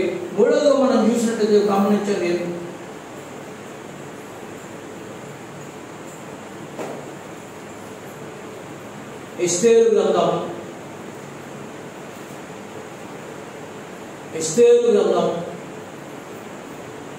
8వ అధ్యాయం 16వ వచనం 17వ వచనం చదవండి. మరియు యూదులకు క్షేమమును ఆనందమును సంతుష్టియు ఘనతయు కలిగెను. అందరూ చెప్పండి హల్లెలూయా. మరియు యూదులకు క్షేమమును సంతోషమును ఆనందమును కలిగెను. గమనించండి, యూదులకు క్షేమం కలిగిందట. యూదులు ఎక్కడున్నారండి? షోషాను పాటలో బబులోను దేశంలో ఉన్నారు. ఆ బబులోను దేశంలో బానిసలుగా ఉన్నారు. వారు స్వతంత్రులుగా లేరు, వారు బానిసలుగా ఉన్నారు, వారు బాలేరుగా ఉన్నారు. వాళ్ళకు గమనించండి, హక్కుదారులుగా లేరు. వాళ్ళకు భూములు లేవు, స్థలాలు లేవు, ఇల్లు లేవు, పొలాలు లేవు, కన్నితే అడిగేవారు కూడా లేరు. అలాంటి వారి మధ్యన గమనించండి, ఒక భయంకరమైన శ్రమ వచ్చింది. ఏంటంటే హామాన్ అనేటువంటి ఒక దుష్టుడు ఏం చేయాలంటే గమనించండి, ఆ దేశం ఉన్నటువంటి రాజుకు గమనించండి, ఆ దేశం ఒక రాజుకు ఏం చేసినంటే చూడండి, మాట చూపించండి. చూడండి ఒకసారి. ఎస్తేరు గ్రంథం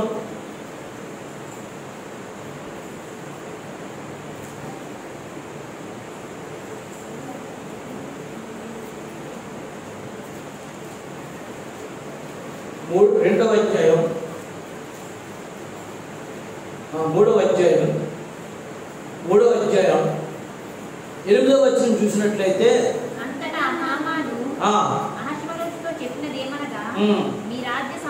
మీ రాజ్య సంస్థానం అంతటిలో జనులలో ఒక జాతి వారు, మీ రాజ్య సంస్థానములన్నింటిలో జనులు ఒక జాతి వారు చెదరి ఉన్నారు. వారి విధులు సకల జనుల విధులకు వేరుగా ఉన్నవి. వారు రాజు యొక్క ఆజ్ఞను గైకొను వారు కాదు, కాబట్టి వారిని ఉండనిచ్చుట రాజునకు. ఒక్కొక్కసారి గమనించండి, ఎంత మంచి వారి దగ్గరికైనా చేదు మాట పడ్డదనుకోండి, అదే గుండెలో మెరుగుపోతుంటారు.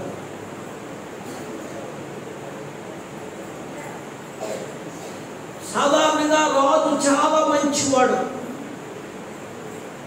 రాజు దగ్గర నిన్ను దుష్టుడైన హామాను చెప్తున్నాడు, రాజా మనకు 127 దేశాలు ఉన్నాయి. ఆ 127 దేశాలు ఒక జాతి వాళ్ళు ఉన్నారు. ఆ జాతి వాళ్ళు సకల జనుల విధులకు వ్యతిరేకంగా ఉండేవాళ్ళు వాళ్ళు. దేవునికి స్తోత్రం చెప్పండి. అర్థమైన వాళ్ళు రెండు చేతులెత్తి దేవునికి స్తోత్రం చెప్పండి. అంటే ఆ జాతి వారు మిగతా 127 జాతులు వాళ్ళకు ఉండేటువంటి విధానాలకు, అలవాట్లకు, సాంప్రదాయాలకు, మరి గమనించండి, జాతి నియమాలకు వ్యతిరేకంగా వాళ్ళ నియమాలు ఉన్నాయి. వాళ్ళు గమనించండి ఉండడం మంచిది కాదు అని చెప్పి రోజు రాజకీయం చేస్తుంటే ప్రయోజనకరం కాదనే మాట చెప్పాడు. అయితే ఏం చేస్తావు? వాళ్ళు ఉండడం మంచిది కాదన్నా, ప్రయోజనకరం కాదన్నా కదా, ఏం చేస్తావు అంటే మీ ఇష్టం ప్రభు అంటే రాజు ఉంగరం తీసి, ఇదిగో వాళ్ళని ఏం చేయాలనుకున్నావో ఆ ఉంగరం తీసి ముద్ర వేసి నువ్వేం చేయాలి కూడా చేయని చెప్పి ఆ ఉంగరం ఇచ్చేసాడు. ముద్ర వేసి తాకిదులు వేయించి వాళ్ళు ఉండకుండా ఒకే రోజున 127 దేశాలు ఉన్నటువంటి యూదులందరినీ కూడా ఏ దేశంలో ఉన్నవారిని ఆ దేశంలోనే, ఏ దేశం ఉన్నారా ఏ దేశంలో ఉన్నవారిని ఆ దేశంలోనే, ప్రతి వారిని కూడా ఉన్న దేశంలోనే ఒక్కొక్కరిని ఒక్కొక్క ఉరికంబం మీద ఉరి తీసే విధంగా చట్టం తయారు చేశారు. చట్టం తయారు చేసినప్పటికీ ఈ వార్త రాణికి అయినటువంటి ఎస్తేరుకు తెలిసింది. ఎస్తేరు ఏం చేసిందంటే, గుర్తుపెట్టుకోండి, రాజు దగ్గరికి వెళ్ళింది. రాజుని అడిగింది, అయ్యా మీ దగ్గరకు వచ్చాను ఒక విన్నపం చేయడం కంటే. సరే చెప్పుకున్నాడు. ఏమీ లేదండి, మీరు నాతో కలిసి భోజనం చేసి చాలా కాలం అయింది, నేను మీకు భోజనం పెట్టాలనుకున్నాను. ఏంటి, భార్య భర్తతో మాట్లాడడానికి 3 దినాల ఉపవాసం వచ్చి నాకు ఆశ్చర్యం అనిపిస్తుంది. ఈ వాక్యాన్ని చదువుతుంటే ఒక భార్య భర్తతో మాట్లాడడానికి 3 దినాల ఉపవాసం ఉంది. మనం మాట్లాడడానికి ఏమంటామంటే ఇప్పుడు చెప్తే రేపు వినేనంటాం, లేకపోతే ఇప్పుడు చెప్పాను నేను చెప్పింది చేసేనంటాం మనం. కానీ ఎస్తేరు దగ్గర మనం నేర్చుకోవాల్సింది ఏంటంటే తన భర్తతో మాట్లాడడానికి 3 దినాల ఉపవాసం ఉండి భర్త దగ్గరికి వెళ్ళంటది, నీతో నేను భోజనం చేయడానికి నాకు ఒక సమయం ఇది. 2 చేతులతో దేవుని స్తోత్రం చెప్పండి. సరే అలాగే నీతో కలిసి రాని, నీతో కలిసి నేను భోజనం చేస్తాను. వింటున్నారా? నేను ముగించేస్తాను. రాని నీతో కలిసి నేను భోజనం చేస్తాను. అయ్యా మీరు మాత్రమే కాదు, మన ప్రధానమంత్రి గారు ఉన్నారు కదండి, మన ప్రధానమంత్రి గారు హామాన్ గారు, ఆయన కూడా భోజనానికి పిలుస్తారు. ఎందుకు నీకు బరువు అయిపోతాం కదా? లేదయ్యా, మీరు ప్రేమించని ప్రధానమంత్రిని చేశారు, ఆయన కూడా భోజనం తీసుకురాడు. భోజనానికి వచ్చాడు. గమనించండి, భోజనానికి వచ్చిన తర్వాత ఇద్దరు కూర్చున్నారు.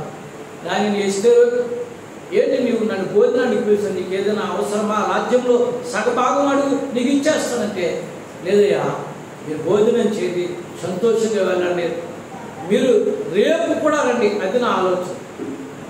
దేవునికి స్తోత్రం చెప్పండి. రేపు కూడా వెళ్ళండి, అది నా ఆలోచన. మీకు రేపు భోజనం పెట్టి రేపు తప్పకుండా నా మనసులో చెప్తారండి. ఇద్దరు భోజనం చేశారు. గమనించండి, ప్రధానమైనటువంటి హామాను కూడా భోజనం చేసి ఇంటికి వెళ్ళాడు. ఇంటికి వెళ్ళిన తర్వాత కూడా గమనించండి, వాడు మనసు అన్నం పెట్టిన అమ్మ చేతికి కూడా, ఆ అమ్మ మేడకు కూడా ఉరి వేసే విధంగా ఏం చేసింది ప్లాన్ చేసి ముద్దుకైకి గమనించండి 50 అడుగులటువంటి గమనించండి ఉరికమ్మం తన ఇంటి దగ్గర చేసినట్టు. ఎవడైనా గమనించండి, ఎదుటివాడు సమాధి తన ఇంటిగా తవ్వుకుంటాడా? ఏమండి, తన సమాధి తన పొలంలో చేసుకుంటాడు. ఎదుటివాడి సమాధిని తన పొలంలో చేసుకుంటాడా? వీడు ఏం చేశాడంటే తెలివిగా, ఎంత మాస్టర్ ప్లాన్ అంటే గమనించండి, ఎంత దౌర్భాగ్యం అంటే వీడు గమనించిన ఆమనం మొద్దుకైతే తనింటికాడ ఊరి తీయడానికి తనింటికాడ ఊరికి అమ్మ సిద్ధపడి అన్నం పెట్టింది, తిన్నాడు.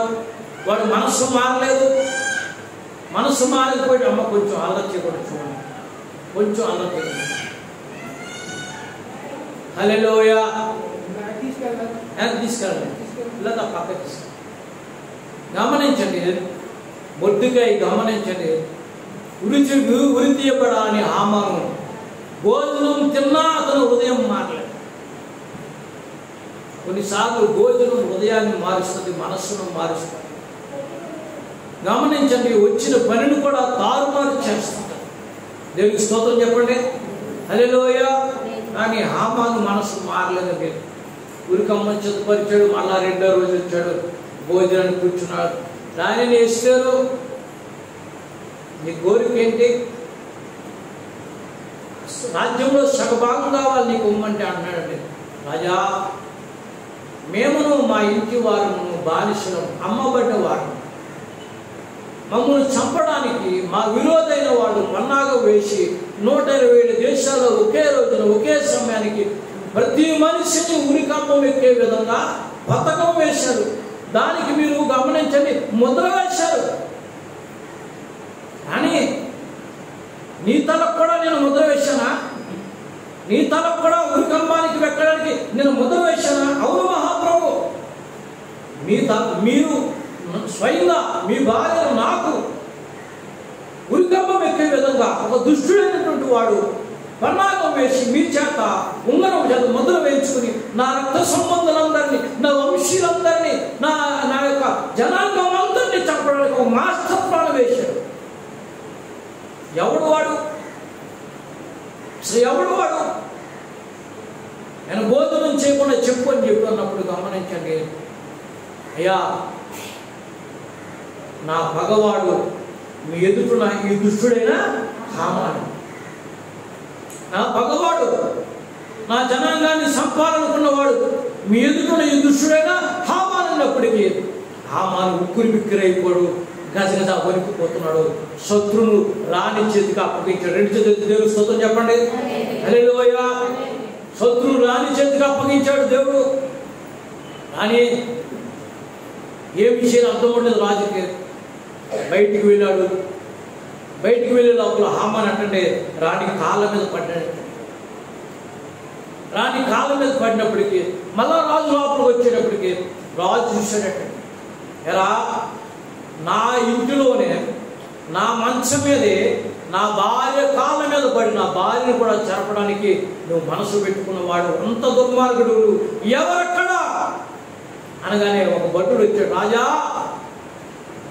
వీడు మన ప్రధానమంత్రి అయినటువంటి మన ముఖ్య ద్వారపాలకుడు తమ ద్వారపాలకుడైనటువంటి మొర్దెకై యొక్క శవాన్ని చూడడానికి వాడి ఇంటి ముందు 50 ఏళ్ళు ఉరుతమ్మని చేయించాడు. మొర్దెకై తమ ప్రాణాన్ని కాపాడినటువంటి మంచి నమ్మకస్తుడు. తమ ప్రాణాన్ని కాపాడిన మొర్దెకైని చంపడానికి మాస్టర్ ప్లాన్ వేసి మీ చేత సంతకం చేయించుకుని ముద్ర వేసి మొర్దెకై వంశీయులందరినీ, మొర్దెకై బంధువులందరినీ, మొర్దెకై రక్త సంబంధులందరినీ గమనించండి, జనాంగం అందరినీ చంపడానికి మాస్టర్ ప్లాన్ వేయించి వేరొక జాతి వారని చెప్పి పేరు చెప్పకుండా రాణిని కూడా దాంట్లో ఇంకోటి చేసి రాణిని కూడా చంపడానికి ప్రయత్నించిన వాడు ఈ దుర్మార్గుడు. అయితే వీడిని ఏం చేయాలంటే రాజు అన్నప్పుడు మొర్దెకైకి సిద్ధం చేసిన ఉరికంబం మీద వీడిని ఉరి తీయండి. 2 చేతులు దేవుని స్తోత్రం చెప్పండి. హల్లెలూయా, హల్లెలూయా, హల్లెలూయా. చప్పటి శరణం. రాజు కోపంతో మండిపోయాడటండి. హామాను గజగజ వణికిపోయాడటండి. ఒరే వీడిని తీసుకెళ్ళి మొర్దెకైకి సిద్ధం చేసిన ఆ 50 ఉరికమ్మ మీద ఆ మొర్దెకై ఆ ఉరికమ్మ మీద హామాను ఇంటి దగ్గర హామానే సిద్ధం చేసుకున్న ఆ ఉరికమ్మ మీద వాడు ఆ మొర్దెకైని చంపడానికి వేసిన ప్లాన్ లో గమనించండి, వాడు వేసుకున్న ఉరితమ్ము వాడినే ఉరి తీయాలి. తీసుకెళ్ళి ఉరి తీయండి. గమనించండి, మొర్దెకైకి బదులుగా హామాను నట్లు ఉరికమ్మ మీద ఉరి తీశారట. రాజు కోపం ఆగలేదట. ఇంకా రాజు కోపం ఆగలేదట. రాణితో చెప్తున్నాడు, రాణి ఎస్తేరు హామాను ఇంటిని నీకు అప్పగిస్తున్నాను. 2 చేతులు దేవుని స్తోత్రం చెప్పండి. మళ్ళీ చెప్తున్నాను, హామాను ఇంటిని నీకు అప్పగిస్తున్నాను. మొర్దెకైని పిలిచినట్లే మొర్దెకై హామాను చేతికి ఇచ్చిన ఉంగరాన్ని నీ చేతికి పెడుతున్నాను. హల్లెలూయా, హల్లెలూయా. ఎంత ఆశ్చర్యకరమైన దేవుని కృపండి, ఎంత దీవెనకరమైన దేవుని కృపండి, ఎంత సంతోషకరమైన కృపండి. శ్రమలో వారు దేవునికి మొరపెట్టారండి. శ్రమలో వారు దేవుని వైపు చూచారండి. శ్రమలో వారు దేవుని వైపు కన్నీరు కార్చారండి. శ్రమలో వారు దేవుని వైపు ఉపవాసం ఉన్నారండి. ఈ శ్రమను దేవుడు వారికి తొలగించాడు. అయ్యో, సంఘం మీద ఇన్ని శ్రమలు పడుతున్నాయి. ఒకరి తర్వాత ఒకరు రాలిపోయే విధంగా, ఒకరి తర్వాత ఒకరు జబ్బుపడే విధంగా, ఒకరి తర్వాత ఒకరు కూలిపోయే విధంగా, పసిపిల్లల సైతం రోగాలతో అతలాకుతలం అయిపోతుంటాయి. మీకు వేదన లేదా? మీకు బాధ లేదా? మీకు కన్నీరు లేదా? మీకు నింద లేదా? మీకు అవమానం లేదా? ఉపవాసం ఉందామని ఆలోచన లేదా? రోషం లేదా? ప్రార్థనా మందిరంలో ప్రార్థనకు ఎందుకు ఆలస్యం అవుతుంది? ప్రార్థనా మందిరంలో ప్రార్థనకు ఎందుకు రాకుండా ఈ కరోనా అని వంక పెట్టుకుని మీరు వెనకడుగు వేస్తున్నారు? దేవుని వాక్యం సెలవిస్తుంది, రాణి ఎస్తేరు తన జనాంగాన్ని కాపాడుకోవడానికి 3 దినముల ఉపవాసం ఉండి కన్నీళ్లు కార్చి ప్రార్థన చేసి రాజు దగ్గర మనవి చేసి తన జనాంగాన్ని సంపాదించుకున్నట్లుగా మన కుటుంబాలను మనం కాపాడుకోవాల్సిన బాధ్యత మన మీద ఉంది. హల్లెలూయా! మనం ప్రార్థించవలసిన వారమై ఉన్నామండి. ఇంకా గోడక పెట్టుకుని నిద్రించే వారిగా ఉండకూడదనే విషయాన్ని మీకు జ్ఞాపకం చేస్తుంది. ఎంతో వేగంతో విషయాన్ని మీకు జ్ఞాపకం చేస్తుంది. ప్రియమైన జనాంగమా, నా ప్రియమైన తల్లి, నా ప్రియమైన తల్లి, తమ్ముడు, మీ ప్రేమతో మనవ చేస్తున్నాను. దేవుని వాక్యం చదివిస్తుంది. ఒక జాతి వారు చెదరి ఉన్నారు. వారి విధులు మన విధులకు వ్యతిరేకమని వంక పెట్టుకుని గమనించండి. అక్కడ యూదులనే లేపేయాలని, అక్కడ యూదులనే ఆరాధన జరగకుండా చేయాలని ఆలోచన చేసిన హామాను గమనించండి. ఒక్క ప్రార్థన వల్ల మాత్రమే వాడు దేవుడికి దొరుకుతాడు. దేవుని స్తోత్రం చెప్పండి. మీ కుటుంబం క్షేమంగా ఉండాలంటే, నేను క్షేమంగా ఉండాలంటే, గ్రామం క్షేమంగా ఉండాలంటే, బిడ్డలు క్షేమంగా ఉండాలంటే, ప్రతి వారి కుటుంబంలో దేవుని ఆశీర్వాదం, దేవుని కనికరం మనకు ఉండాలంటే చెప్పండి, మనం ప్రార్థన చేయవలసిన వారమైనామని. లక్ష్మీబాలంలో ప్రార్థనలు జరుగుతున్నాయి అంటే గమనించండి, వారు నెత్తి మీద పెట్టుకున్నాను అనుకో, మళ్ళా దుడ్డు వచ్చేటప్పటికి కొంచెం వెనకాడు, మన దగ్గరే కదా పర్వాలేదు వెళ్దాంలే అని తిందాం, తర్వాత పడిపోవడం, మళ్ళీ తీసుకుని ప్రార్థన. సమయం వచ్చినప్పుడు ప్రార్థన చేయాలి. దేవునికి స్తోత్రం చెప్పండి. హల్లెలూయా, హల్లెలూయా. ప్రియమైన జనాంగమా, హామాను ఇల్లు మమ్మల్ని ఎస్తేరుకి ఇవ్వబడ్డది. చూడండి, మాట చూపిస్తాను, కూర్చుందాం. 8వ అధ్యాయము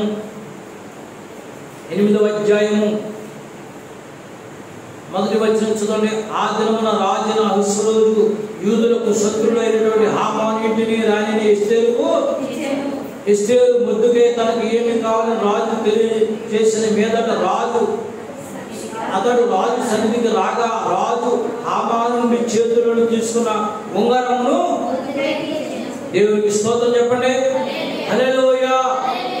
అపవాది కోటలన్నీ కూలిపోవాలి, అపవాది వేసే పన్నాగలన్నీ కూలిపోవాలి. ఈ దీపాన్ని ఆరిపోయేలా చేసే ప్రయత్నాలన్నీ కూడా గమనించండి, దేవుడు తుడిచిపెట్టాలండి. దేవునికి స్తోత్రం చెప్పండి. హల్లెలూయా. నా దీపము యేసయ్యా నీవు వెలిగించినావు, సుడిగాలిలోనైనా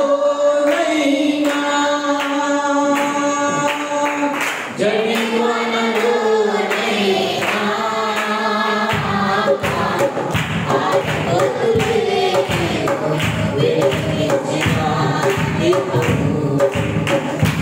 నీవు వెలిగించినావు.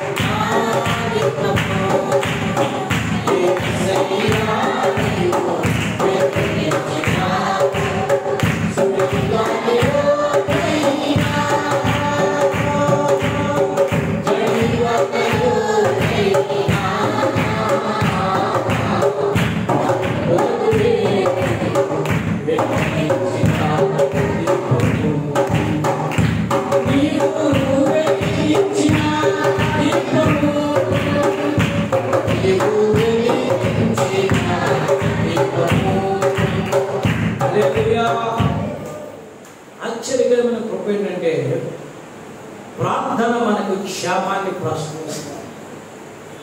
ప్రార్థన మనకు గమనించండి, కీడు నుండి మనల్ని తప్పిస్తాడు. రెండు చేతులతో దేవుని స్తోత్రం చెప్పండి. కనుక ఎస్తేరు చేసిన ప్రార్థనలు, ఆమె ఒక్కరిపై చేసిన ప్రార్థనలు 127 దేశాల్లో ఉన్నటువంటి యూదులందరికీ క్షేమాన్ని ప్రసాదించింది. అంత మాత్రమే కాకుండా కీడు పాడు చెడు జరగాలని ఆలోచన చేసి పథకం వేసినట్టు హామాను ఇంటిని ఎస్తేరు ఇంటికి సంపాదించాడు దేవుడు. అలాగే హామాను చేతుకున్నటువంటి ఉంగరం మొర్దెకై చేతికి పెట్టాడు. దేవుని స్తోత్రం చెప్పండి. ఇంకా గమనించండి, ఆశ్చర్యకరమైన సంగతి మనం చూద్దాం. 6వ వచనం చూడండి. 6వ వచనం చూడండి.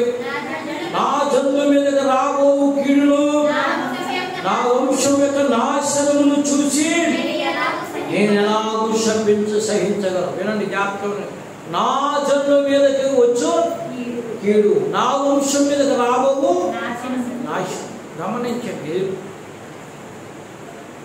గమనించండి, మన వంశాల మీద కూడా కీడు రావాలని చూస్తూ ఉంటాం. మనం బిడ్డలు పుట్టడం సంతోషం, గుర్తుపెట్టుకోవడం సందర్భం చెప్తున్నాం. ఆ బిడ్డలు పెరగాలి. రాత్రి నా కుటుంబ ప్రార్థనలో మా ఇద్దరు పాటలు మనమల గురించి నేను ప్రార్థన చేశాను. ప్రభువా, వీళ్ళ సేవలో సహకరిస్తున్నారు, వీళ్ళు ఇంకా ఎదగాలి. చెట్టు ఎదగడం వేరు, కొమ్మలు వేయడం వేరు, పువ్వులు పూయడం వేరు, కాయలు కాయడం వేరు. దేవుని స్తోత్రం చెప్పండి. ఎదగడం వల్లే ఉపయోగం కాదు. విన్నారా? ఎదగడం వల్ల ఉపయోగం కాదు, ఆకులు వేయడం వల్ల ఉపయోగమే కాదు. గమనించండి, పువ్వులు పూయడమే కాదు, ఆ పువ్వుల్లోంచి వచ్చే కాయలు రాలిపోకుండా వర్ధిల్లడము కృప. దేవునికి స్తోత్రం చెప్పండి. నా యందు మీరును, మీ యందు నా మాటలు నిలిచినలా మీరు బహుగా ఫలించుదురు. రెండు చేతులు దేవునికి స్తోత్రం చెప్పండి. గుర్తుపెట్టుకోండి, మన వంశాల మీదకి వచ్చే కీడు తొలగిపోవాలంటే, మన పిల్లల మీదకి వచ్చే కీడు ఆగిపోవాలంటే, మన జనుల మీదకి వచ్చే నింద తొలగిపోవాలంటే నిశ్చయముగా మనము ప్రార్థించవలసిన వారమై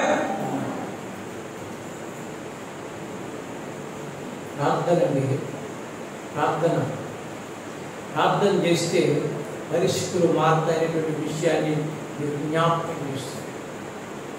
ప్రార్థన గమనించండి, 25 సంవత్సరాల క్రితం చేసిన ప్రార్థనే గమనించండి ఈ పరిచర్యకు ఆధారం. 25 సంవత్సరాల క్రితం కన్నీటితో చేసిన ప్రార్థనే ఈ స్థలము కొనడానికి ఆధారం. 25 సంవత్సరాల క్రితం చేసినటువంటి ప్రభువా, మేము గుండువారము వట్టివారము ఎందుకు పనికిరారు అని కన్నీరు కార్చిన ప్రార్థనే ఈ మందిర నిర్మాణానికి ఆధారమనే విషయాన్ని మీరు జ్ఞాపకం. మరి గమనించండి, కీడు తొలగిపోయినందుకంటే వాళ్ళు సంతోషంగా చెప్తున్నారండి. ఏమంటే సంతోషంగా చెప్తున్నారు. ఏమంటే 5వ మనం చదువుకున్నాం కదండి, 8వ వచనం 16 వచనం చూడండి. మరియు యూదులకు క్షేమమును, ఆనందమును, సంతుష్టియు, ఘనతయు కలిగెను. రాజు చేసిన తీర్మానం, అతను చేసిన చట్టమును వచ్చిన ప్రతి సంస్థానమందును, ప్రతి పట్టణమందును యూదులకును సంతోషమును, ఆనందమును కనుక అది శుభదినమని అందరూ విందు చేసుకుని. సరే, బొమ్మేమైందంటే కీడేమైందంటే మేలుగా ప్రార్థన పరిశుద్ధులు మారుస్తారు. ప్రార్థన ఇప్పుడు చెప్పండి ఏం చేద్దంటే క్షేమాన్ని ప్రోత్సహిస్తారు. కనుక గమనించండి, యూదులంటే క్షేమం కలగడానికి కారణం ఏంటంటే ప్రార్థన. అంటే మనం నేర్చుకోవాల్సిన అంశం ఏంటంటే ప్రార్థన చేయవలసిన వారు. ప్రార్థన చేస్తే మన వంశాల మీద కీడు తొలగిపోతాయి. సత్యస్వామి గారు ఎంత గడగడు భయపడిపోయారంటే, ఎంత కంగారు పడిపోయారంటే, ఎంత కన్నీరు గార్చారంటే, దేవుడు మన బిడ్డలను కాపాడు. కేవలం ప్రార్థన మాత్రమే. నేను మరోసారి మీకు తెలియజేస్తాను, మనము నిలబడ్డాలి. గుర్తుపెట్టుకోండి, నేను నిలబడ్డానంటే గమనించండి, మీ అందరూ చేసే ప్రార్థన, మీ అందరి కొరకు దేవుడు బ్రతికిస్తున్నాడు. నా కొరకు నన్ను బ్రతికించడం లేదు, నా కొరకు నన్ను మీ అందరి క్షేమం వరకు దేవుడు మీ అందరి ప్రార్థనలే నన్ను బ్రతికిస్తున్నాను విశ్వాసంతో నేను ఈ రోజు వరకు నిలబడి. ప్రియమైన వారు కాదు, ఉదయం మొక్కలాగా ఉంటుంది, మధ్యాహ్నం మొక్కలాగా ఉంటుంది, సాయంకాలం 5 నేను పడే దేని కొరకు నా ప్రార్థన. ఈ మందిరము కాపాడబడాలి, ఈ పరిచర్య కాపాడబడాలి, ఇక్కడ ఆరాధన జరుగుతూ ఉండాలి. దేవుడి స్తోత్రం చెప్పండి. హల్లెలూయా. యూదులకు క్షేమము కలిగను, ఆనందము కలిగను, అందరికీ సంతోషము కలిగను, అది శుభదినమని విందు చేసుకుని. దేవుడి స్తోత్రం చెప్పండి. ఇంకా సంతోషకరమైన విషయం, మరియు దేశ జనులు యూదులందరి ఎడల భయము కనుక అనేకులు యూదుల మతము. దేవునికి స్తోత్రం చెప్పండి. చప్పలు కొట్టేసిన మహిమపరచండి.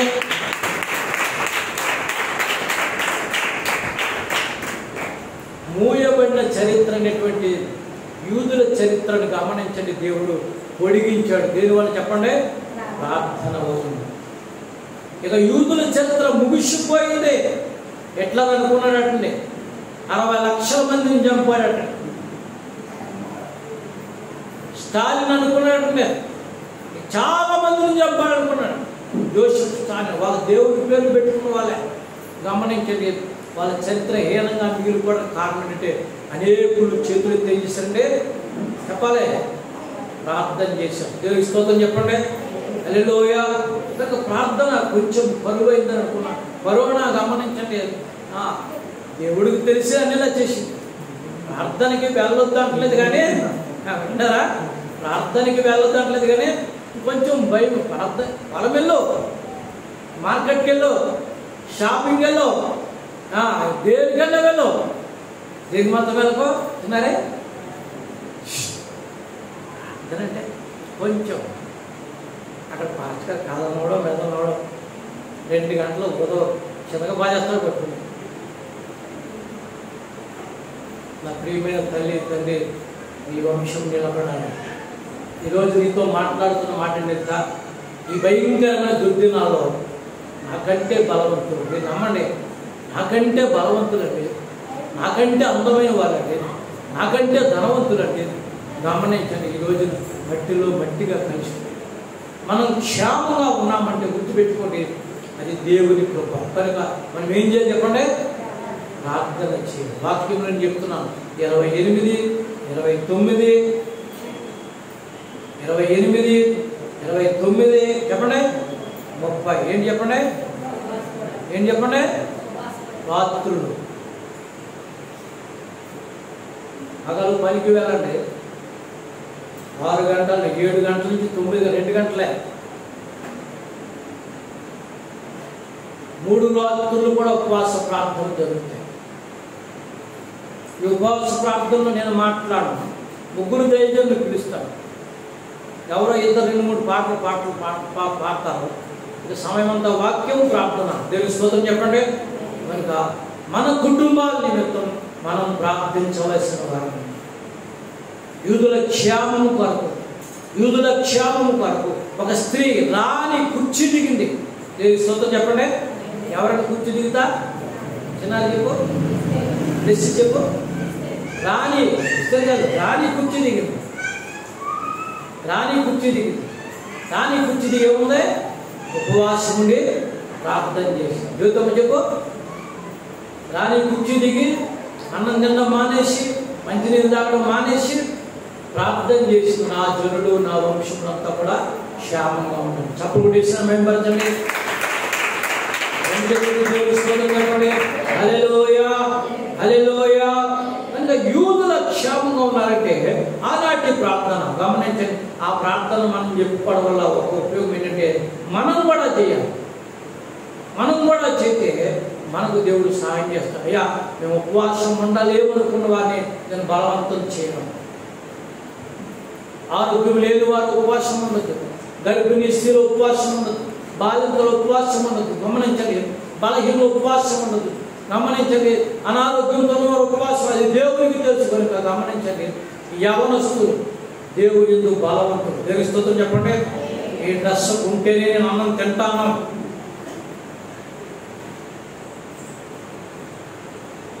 అది ఉపవాసం. బట్టల కోసం. దేవుడు నన్ను ఆశీర్వదిస్తే దేవుని స్తోత్రం చెప్పండి. హల్లెలూయా. దేవుని కృపను బట్టి నేను మంచిగా ఈ సంవత్సరం అంతా క్షేమంగా ఉండడానికి, ఆరోగ్యకరంగా చదువుకోవడానికి, మా అమ్మ నాన్నగారు బాగుండడానికి, దూరదేశం మా బిడ్డలు క్షేమంగా ఉండడానికి నేను ఉపవాసం ఉంటాను. సంఘ క్షేమం కొరకు, కుటుంబాల క్షేమం కొరకు, దేశ క్షేమం కొరకు, దైవజనుల క్షేమం కొరకు నేను ఉపవాసం ఉంటాను. వాళ్ళు గమనించండి. ఒక పూటైనా ఉపవాసం ఉంది దేవుడి సన్నిధిలో, దేవుడికి మనం తప్పకుండా ఆశీర్వదిస్తాం. మీ బిడ్డలను ఆశీర్వదిస్తాం, మీ కుటుంబాలను ఆశీర్వదిస్తాం. ఇప్పుడు ఆయన ఉన్నారండి, సార్ మాస్టర్, ఈ మాస్టర్ ఆయన ఉన్నారండి. ఆయన ఎంఏ చదువుకున్నాడు. ఓ రోజు ఇంటికి పునాది వేస్తున్నాను. ఆయన ఎదుగున్నా చెప్పాలి మీరు అర్థం. ఆయన ఇంటికి పునాది వేసి అందమైన ఇల్లు కడుతున్నాను. నేను అన్నాను, శేఖర్ గారు ఎంత ఇల్లు మంచి ఇల్లు కడుతున్నారు కదా, మీరు ఇక్కడ ఉండరు కదా అన్నాను. నేను అన్నాను కదా, శేఖర్ గారు ఎంత అందమైన ఇల్లు కడుతున్నారు కదా, మీరు ఇక్కడ ఉండరు కదా. అదే తప్పుడు మీకు ఉద్యోగం వస్తాయి. చప్పగుడేసిన మైండ్ వచ్చింది, నీకు ఉద్యోగం వస్తుంది బాబు, నువ్వు వెళ్ళిపోతావు. అది నా మాట అయితే అది నెరవేరాలి, గుర్తుపెట్టుకోండి. అది నా మాట అయితే నెరవేరాలి, అది దేవుని మాట కాబట్టి నెరవేరు. దేవుని స్తోత్రం చెప్పండి. ఈ రోజున జీతం 60,000 రూపాయలు, 2 చేతులు దేవుని స్తోత్రం చెప్పండి. హల్లెలూయా. ఎందుకు ఈ విషయం? ఒక నమ్మకముగా మనం దేవుని వెంబడించినప్పుడు, ప్రార్థన చేస్తూ దేవుని వెంబడించినప్పుడు, దేవుని కొరకు యథార్థంగా మనం జీవించినప్పుడు, పరిశుద్ధంగా దేవుని వైపు చేతులెత్తినప్పుడు ఆ ఇల్లుని దేవుడు ఆశీర్వాదంగా మారుస్తాడు.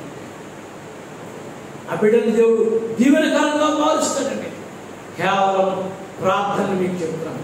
యథార్థమైన ప్రార్థన, యథార్థమైన ప్రార్థనలు దేవునికి మహిమకరంగాను మనకు ఆశీర్వాదకరంగా ఉంటాయనే విషయాన్ని మీకు జ్ఞాపకం చేస్తాను. ఆఖరిగా గమనించండి. ఆఖరిగా ఒక్క మాట నేను చెప్పి ముగిస్తాను, క్షమించండి, చాలా సమయం ఎక్కువ.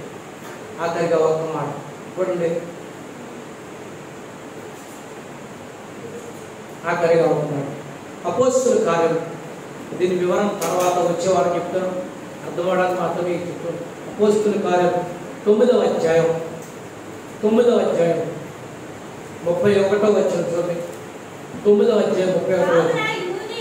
కావున యోదయ, గలిలయ, సమరయ దేశమంతటా సంఘము క్షేమాభివృద్ధి నొందుచు సమాధానము కలిగి ఉండెను.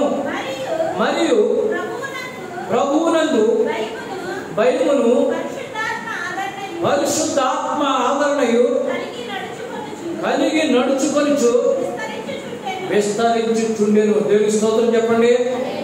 సంఘము క్షేమము అభివృద్ధి చెందుతున్నటువంటి గలిలయ, యోదయ, సమరయ ఈ 3 ప్రాంతాల గురించి వచ్చేవారు మనం నేర్చుకుందాం. అంశం చెప్తున్నా, ఈ 3 ప్రాంతాల్లో ఒక భయంకరమైనటువంటి దుష్టుడు లేచాడండి. ఈ 3 ప్రాంతాలు నుండి దేవుని బిడ్డను నాశనం చేయడానికి ఒక దుష్టుడు లేచాడండి. ఈ 3 ప్రాంతాలు కలిసి చేతులెత్తి ప్రార్థన చేసి, ఒకసారి చేతులెత్తిన దేవునికి స్తోత్రం చెప్పండి. ఈ 3 ప్రాంతాలు కలిసి చేతులెత్తి దేవునికి స్తోత్రాలు చెల్లించి ప్రార్థన చేసేటండి. ఆ దుష్టుడు అటండి సౌలు అటండి పౌలుగా మారిపోయాడు. చప్పగొట్టేసిన మైండ్